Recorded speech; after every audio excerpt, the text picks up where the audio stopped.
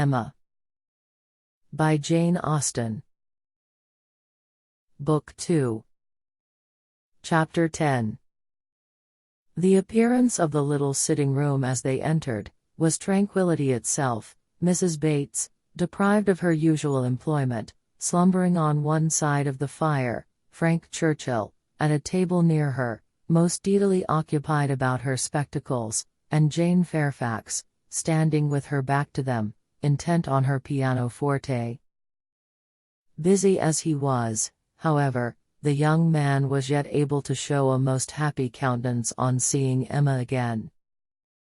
"This is a pleasure," said he, in rather a low voice, coming at least 10 minutes earlier than I had calculated. "You find me trying to be useful. Tell me if you think I shall succeed."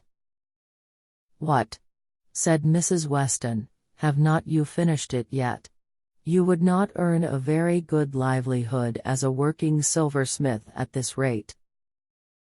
"I have not been working uninterruptedly," he replied. "I have been assisting Miss Fairfax in trying to make her instrument stand steadily. It was not quite firm, an unevenness in the floor, I believe.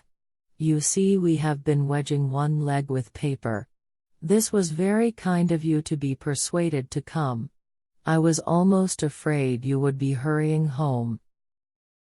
He contrived that she should be seated by him, and was sufficiently employed in looking out the best baked apple for her, and trying to make her help or advise him in his work, till Jane Fairfax was quite ready to sit down to the pianoforte again. That she was not immediately ready, Emma did suspect to arise from the state of her nerves. She had not yet possessed the instrument long enough to touch it without emotion. She must reason herself into the power of performance, and Emma could not but pity such feelings, whatever their origin, and could not but resolve never to expose them to her neighbor again.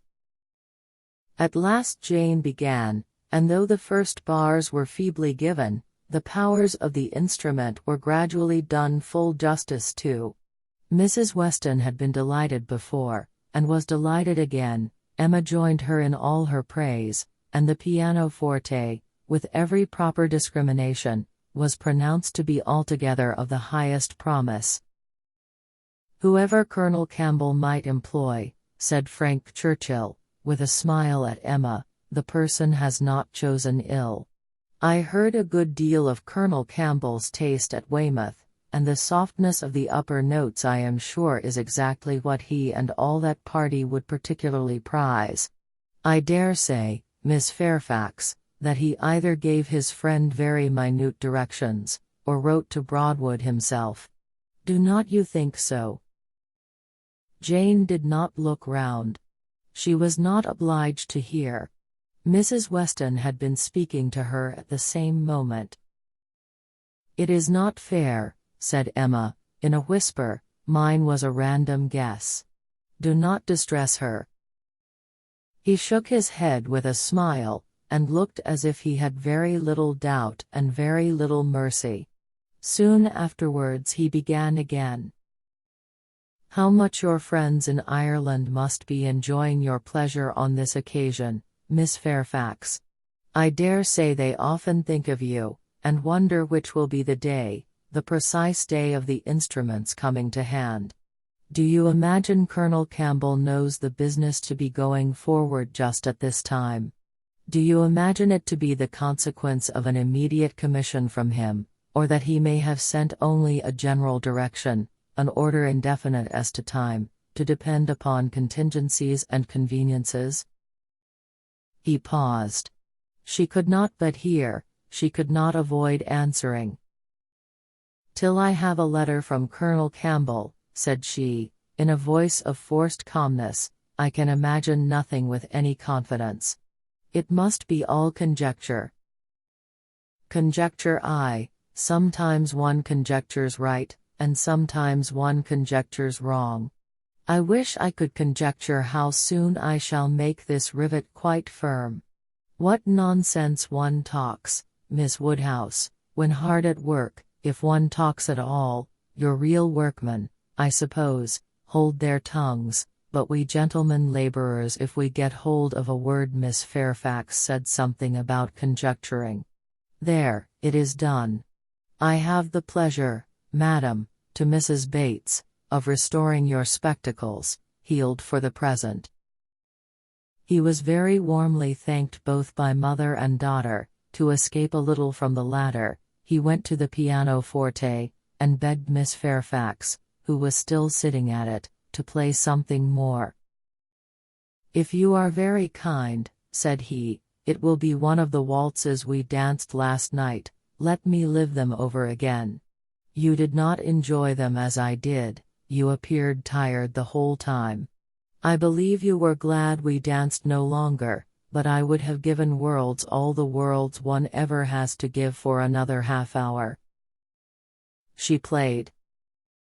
What felicity it is to hear a tune again which has made one happy. If I mistake not, that was danced at Weymouth. She looked up at him for a moment, colored deeply, and played something else.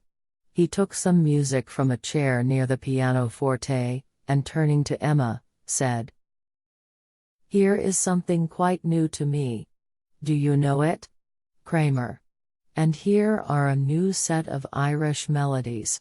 That, from such a quarter, one might expect." This was all sent with the instrument. Very thoughtful of Colonel Campbell, was not it?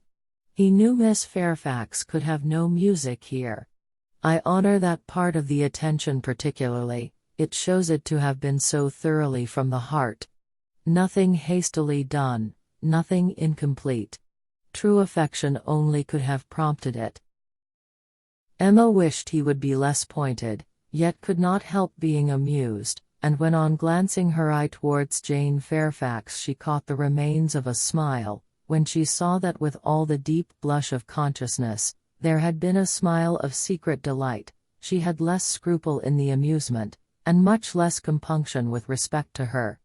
This amiable, upright, perfect Jane Fairfax was apparently cherishing very reprehensible feelings. He brought all the music to her, and they looked it over together.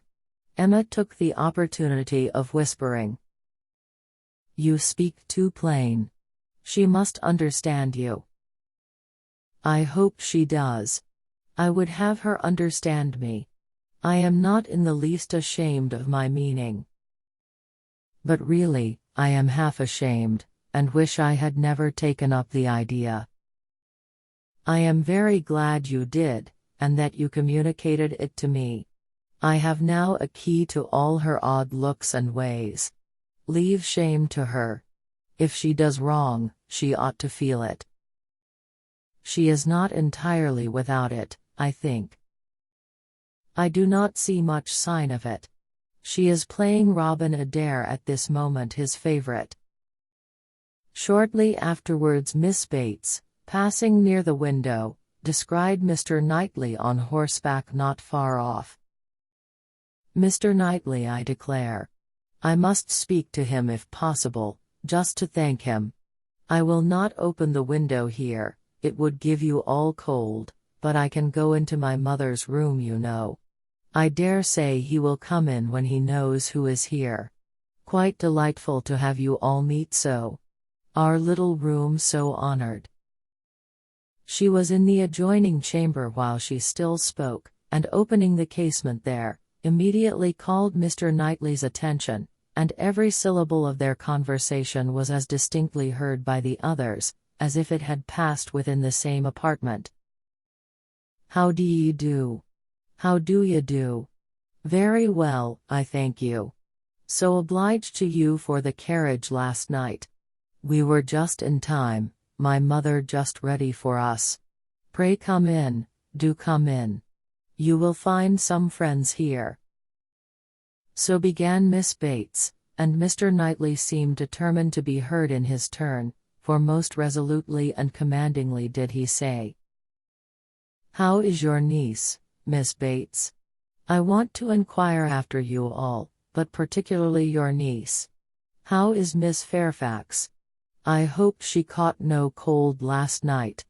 How is she today? Tell me how Miss Fairfax is." And Miss Bates was obliged to give a direct answer before he would hear her in anything else. The listeners were amused, and Mrs. Weston gave Emma a look of particular meaning. But Emma still shook her head in steady skepticism. "So obliged to you. So very much obliged to you for the carriage," resumed Miss Bates. He cut her short with, "I am going to Kingston. Can I do anything for you?" "Oh, dear, Kingston are you? Mrs. Cole was saying the other day she wanted something from Kingston. Mrs. Cole has servants to send. Can I do anything for you?" "No, I thank you. But do come in. Who do you think is here?" "Miss Woodhouse and Miss Smith, so kind as to call to hear the new pianoforte. Do put up your horse at the Crown, and come in." "Well," said he, in a deliberating manner, "for 5 minutes, perhaps. And here is Mrs. Weston and Mr. Frank Churchill too. Quite delightful, so many friends." "No, not now, I thank you. I could not stay 2 minutes. I must get on to Kingston as fast as I can." "Oh, do come in. They will be so very happy to see you." "No, no, your room is full enough. I will call another day, and hear the pianoforte." "Well, I am so sorry. Oh, Mr. Knightley, what a delightful party last night, how extremely pleasant. Did you ever see such dancing? Was not it delightful? Miss Woodhouse and Mr. Frank Churchill, I never saw anything equal to it." "Oh, very delightful indeed, I can say nothing less, for I suppose Miss Woodhouse and Mr. Frank Churchill are hearing everything that passes. And," raising his voice still more, "I do not see why Miss Fairfax should not be mentioned too. I think Miss Fairfax dances very well, and Mrs. Weston is the very best country dance player, without exception, in England. Now, if your friends have any gratitude, they will say something pretty loud about you and me in return, but I cannot stay to hear it." "Oh, Mr. Knightley, one moment more, something of consequence. So shocked. Jane and I are both so shocked about the apples." "What is the matter now?"